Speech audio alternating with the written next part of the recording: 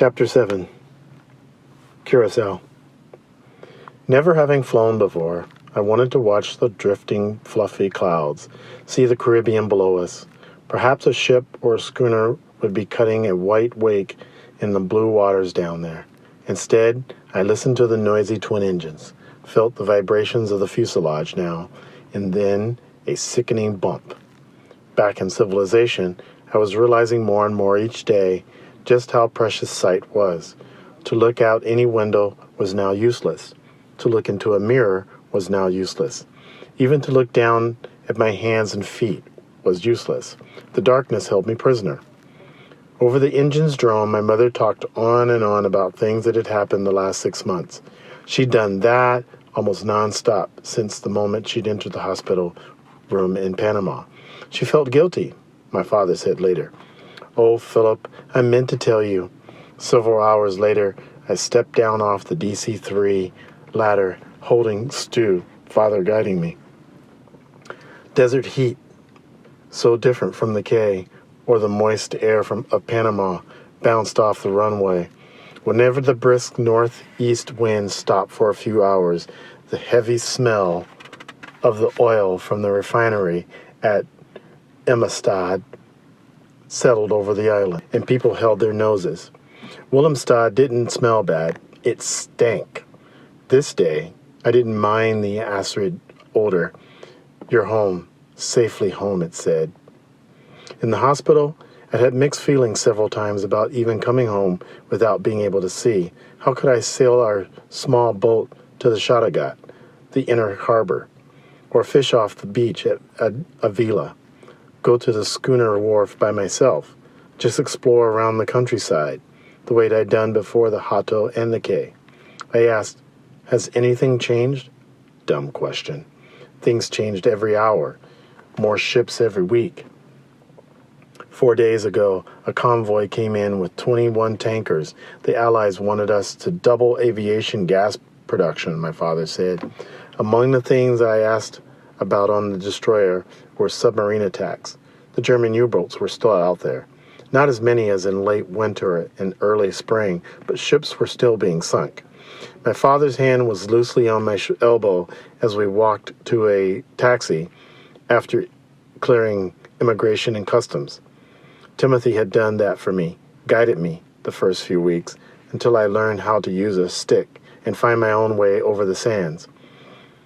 The streets were crowded with sailors from everywhere. "You'll hear 5 or 6 different languages," my mother said. I started to say I'd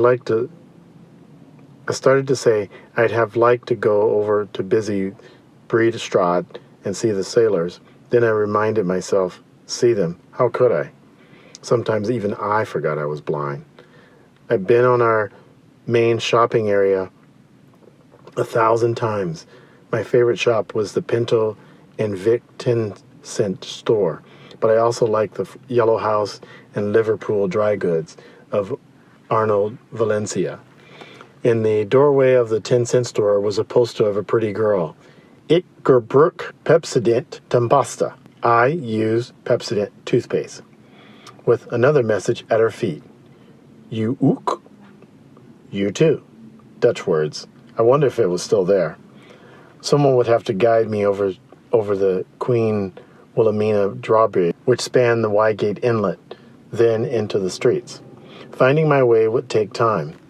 On the Cay, I'd wonder which was worse, to be born blind or to have your sight suddenly taken away. I'd quickly decided that being born blind was the worst. Never to see a bird, the sky, the sun, or moon, even for a while. The drive to Charloux, the district in which we lived near the ship channel that extended to the refinery, usually took about 20 minutes.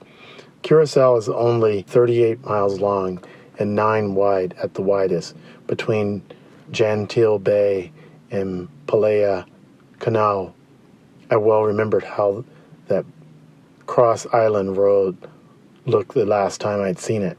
Here and there, those strange divvy trees, their branches shaped by the wind.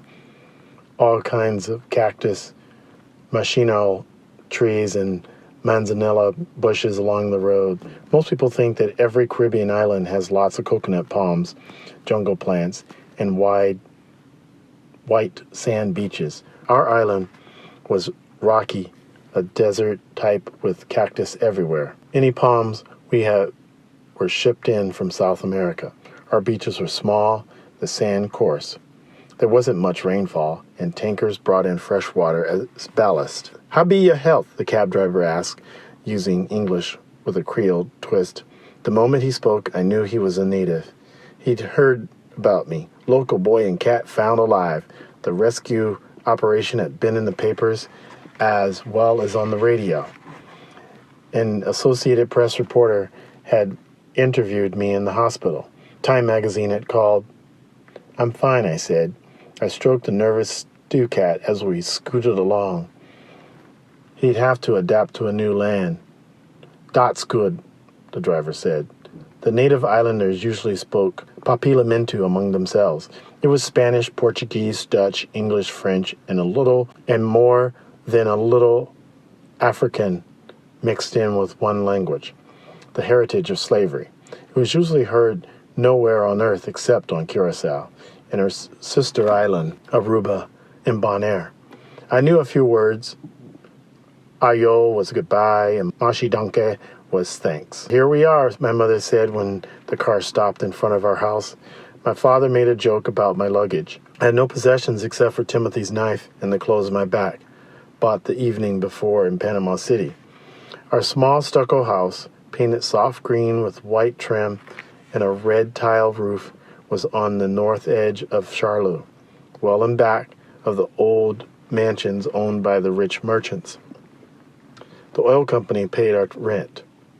Still, holding Stu, I said, "Let me find my way in," and moved across the uneven sidewalk. When I reached the iron gate and opened it, I fell down, Stu leaping out of my arms. I'd forgotten there was a step up. "You okay?" my mother asked and touched my shoulder. On hands and knees, angry at myself, I said, "Yes!" I'd fallen down hundreds of times on the quay, but the cement walk wasn't as forgiving as sand. There were 4 steps up to the front door, I remembered, and I navigated them all right, finally entering the living room. To the left, against the left wall, rose the stairs to the second floor where my room was. Almost dead ahead was the doorway to the dining room. Beyond that, the small kitchen. The smells and sounds of that gabled house came back. The sounds, especially floor creaks, the swish of the wooden bladed ceiling fans, the wind chimes outside the back door. Yes, I was home. I thought I knew where every piece of furniture was, but right away tripped over the coffee table in front of the couch. There were 2 overstuffed chairs between a floor lamp by the opposite wall. I lost my bearings and went that way, falling over one chair, knocking the lamp down. Suddenly, tears rolled down my cheeks. I hadn't cried since the day before I was rescued, hearing the sound of an airplane flying overhead, then dying away. Knowing they were looking at me, I lashed out at my parents. "Stop watching me!" I yelled. My father said quietly, "Okay, we won't." I know how I looked, hands outstretched, frustration on my face, angry at being blind. "Would a cane help?" my mother asked. I sighed and nodded. "We'll get one for you this afternoon," my father said. So, with everyone watching, I'd have to get around like an old man. Before, the only eyes focused on me had belonged to Timothy and Stu Cat. "Just let me alone for a while," I said, sitting down in the chair I'd bumped into. "Where's Stu?" One of them placed him in my lap. "Would you like something to drink?" Mother asked. I shook my head. I felt like a stranger in my own house. They left the room, and I could hear them talking in the kitchen, though they closed the door. They were talking about me, I was certain. What they needed to do was let me make my mistakes, like Timothy had done. Soon I smelled bacon frying. A little later, my mother announced that lunch was ready, and I made my way into the dining room, felt around the table, and sat down in my own chair. I wasn't as helpless as they seemed to think. On the quay, Timothy had placed my food, fish, and langosta or coconut, or boiled sea grape leaves, on a driftwood plank. We both ate with our hands, naturally. The Navy nurses had told me to feel for the plate, then use the fork. They made me guess what I was having, sort of a game. My parents had seen me eat the night before. I warned them that I was messy. I made one of your favorites, a bacon, lettuce, and tomato sandwich, and rice pudding with raisins, ice cream, and chocolate chip cookies for dessert. I'm sure Timothy had watched me eat, seen me spilling food down my chest, but he'd never say a word. Mother said, "Oops, some bacon fell out." "I'll find it," I said. I felt like yelling. It was in my lap. Sitting down, Mother said, "Heinrich called just before we left for Panama. He'd heard about you on the radio. He couldn't believe you'd been rescued." That was Heinrich, all right. Always difficult to convince. I thought about Heinrich von Boven now and then on the Cay. "He's really a true friend," my father said. "He took it hard when he learned you were missing." "He wants to know when he can come over," Mother said. I hesitated. I wasn't quite ready for Heinrich. He'd want to know about every single minute and hour since last April. "Let me set the clinic appointment first," my father said. I nodded. They talked to the Navy doctors about my problem. The sandwich tasted great. I hadn't had a BLT since sitting at this same table months ago in another life, a life I'd never have again. Soon, I groped my way upstairs, remembering when I'd taken them two at a time, up and down. Then I turned into my bedroom, which was opposite the one belonging to my parents. In my own room, I was more certain of myself, knowing where everything was. The bed, the desk, the bureau, the closet, the bookshelves. I'd already been told that nothing had been touched since the morning we departed on the Hato. I felt around. Everything was still in place. As they said, I sat down on the edge of the bed, wondering what to do with myself. A moment later, when there was a thump, and then Stu Cat rubbed against my leg, purring. He was as lost as I was. "Is there anything we can get you?" My mother had followed me up. Maybe that's what she'd do from now on, follow me everywhere. I shook my head, looking toward the open door. That whole first day and night at home, I felt as if I didn't belong. On the Cay, I'd always had things to do, just to survive, chores that had meaning. Here, I felt useless. During the night, I found myself missing the wind rustling in the thatched roof of the hut, missing the splash of the usual gentle surf, missing Timothy. Here I was, secure in my own bed at last, and not wanting to be there. I'd asked Timothy, "What's wrong with me?" There was no answer. The next day, Heinrich von Boven visited. He'd also passed another birthday since I'd last seen him. He turned 12, too. I sat on the front steps with Stu, waiting for him. To me, he'd always looked very Dutch.